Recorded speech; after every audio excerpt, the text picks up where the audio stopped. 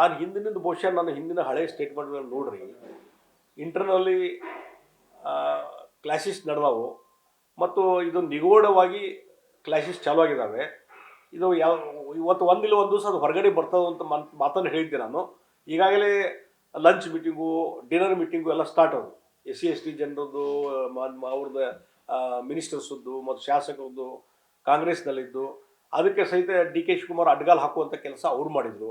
ಈಗ open statement Rajanna ಅವ್ರದ್ದು, MB Patil statement ನೋಡಿದರೆ ಬಹುಶಃ ಸಿದ್ದರಾಮಯ್ಯ ಒಂದು ಗುಂಪು, DK ಶಿವಕುಮಾರ್ ಒಂದು ಗುಂಪು ಆಗಲೇ ಎದ್ದು ಕಾಣುವಂಥ ಕೆಲಸ ಚಾಲೂ ಮಾಡಿದ್ರು. ಕ್ಲಾಶಸ್ ಮೊದಲೇ ಅಲ್ಲೇ ಒಳಗೊಳಗಿತ್ತು, ಈಗ ಅದು ಇವತ್ತಿನ ನಾಳೆ ಹೊರಗೆ ಬರ್ತದೆ. ಅದರಿಂದ ಈ ಸರ್ಕಾರ ಕೊಲ್ಯಾಪ್ಸ್ ಆಗ್ತದೆ ಅನ್ನುವಂಥ ಮಾತನ್ನು ಅವತ್ತಿಂದ ಹೇಳ್ತಾ ಇದ್ದೆ ನಾನು.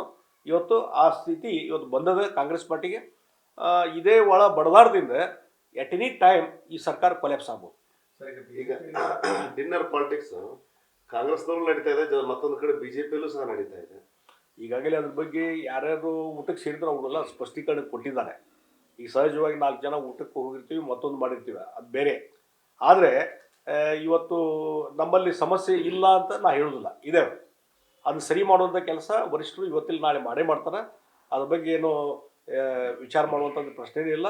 ಮತ್ತು ಒಂದು ನಾನು ಹೇಳ್ತೀನಿ, ಈಗ ನೋಡಿ ರಾಜಣ್ಣವ್ರ ಸ್ಟೇಟ್ಮೆಂಟು, ನಾವು SC ST ಮಂತ್ರಿಗಳು ಸೇರಬಾರ್ದು, SC ST ಸಮಸ್ಯೆಗಳು ಭಾಳ ಇದ್ದಾವೆ, ಬೇರೆ ಬೇರೆ ಸ್ಕಾಲರ್ಶಿಪ್ ಬಿಡುಗಡೆ ಆಗ್ತಾ ಇಲ್ಲ, ಮತ್ತೊಂದು. ಅಂದರೆ ಇವರು ಮಂತ್ರಿಗಳು, ಅಂದರೆ ಮಂತ್ರಿಗಳು ಇದ್ದು ಕ್ಯಾಬಿನೆಟ್ದಲ್ಲಿ ಚರ್ಚೆ ಮಾಡ್ರಿ. ಇದನ್ನು ನಿಮಗೊಂದು ಅವಕಾಶದಲ್ಲ, ಫೋರಮ್ ಇದೆ, ನಿಮ್ಮ ಸರ್ಕಾರದ ಇಲಾಖೆ ಅಧಿಕಾರಿ ಜೊತೆ ಮಾತಾಡ್ರಿ.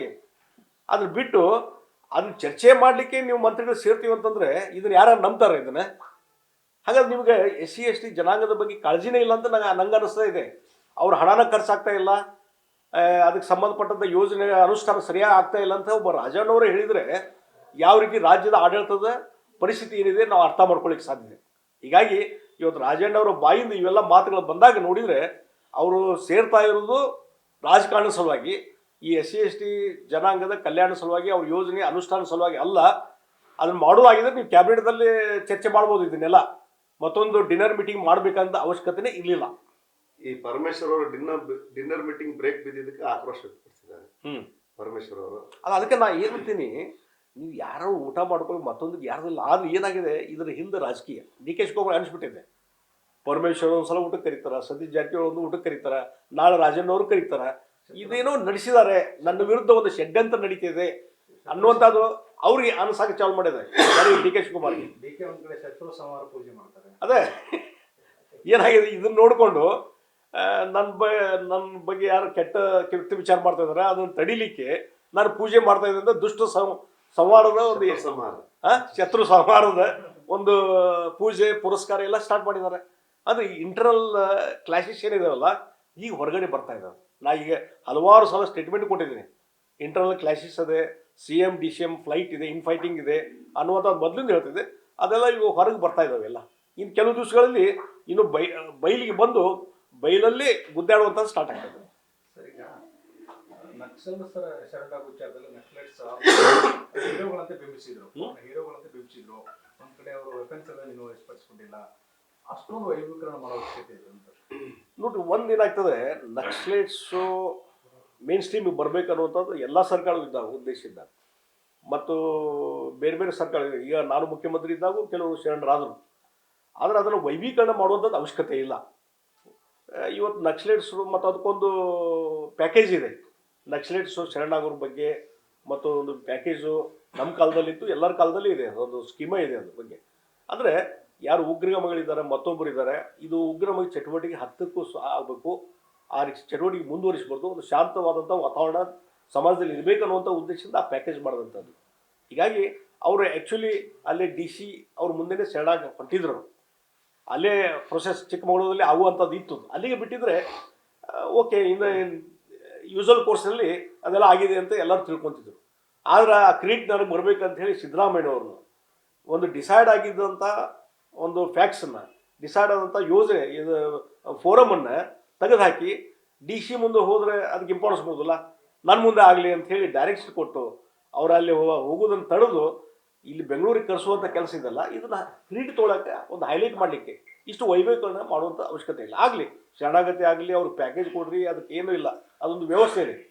ಆದರೆ ಅದನ್ನು ವೈಭವೀಕರಣ ಮಾಡುವಂಥ ಕೆಲಸ ಸಿದ್ದರಾಮಯ್ಯ ಮಾಡೋದು, ಅದು ತಪ್ಪಂತ ನಾನು. ಇದುವರೆಗೆ ವೆಪನ್ಸ್ ಎಲ್ಲಿದೆ ಅಂತ ಹೇಳಿ ಸರ್ ಕ್ಲಾರಿಟಿ. ಅಲ್ಲ, ಅದಕ್ಕೆ ಅವನ್ನೆಲ್ಲ ನೋಡಿ, ಅದಕ್ಕೆ ಈಗ ಯಾರು ಶರಣಾಗತಿ ಮಾಡಲಿಕ್ಕೆ ಬಂದಿರ್ತಾರೆ, ಮಧ್ಯವರ್ತಿಗಳು ಇರ್ತಾರೆ ಕೆಲವರು, ಅವರೆಲ್ಲ ಇದನ್ನೆಲ್ಲ ಪ್ರತಿಯೊಂದು ಅವರ ಏನು ವೆಪನ್ಸ್ ಇದಾವೆ ಎಲ್ಲವನ್ನೂ ಸಹಿತ ವಶ ಮಾಡ್ಕೊಂಡ್ಮೇಲೆ ಇದೊಂದು ಪ್ರೊಸೆಸ್ ಆಗಬೇಕು. ಅರ್ಧಂಬರ್ಧ ಮಾಡಿ ಒಂದು ತಕ್ಷಣವೇ ಹರಿಬರಿ ಇಲ್ಲಿ ಇದೊಂದು ಆಗಬಾರ್ದು. ಅದಕ್ಕೆ ವೆಪನ್ಸು ಮತ್ತೊಂದು ಎಲ್ಲ ಅದನ್ನು ವಾಪಸ್ ತೆಗೆದುಕೊಳ್ಳುವಂಥ ಕೆಲಸ ಆಗಬೇಕು. ಅವರು ತಕ್ಷಣ ಶರಣಾಗತಿ ಜೊತೆಗೆ ವೆಪನ್ಸು ಕೊಡುವಂಥ ಕೆಲಸ ಆಗಬೇಕು.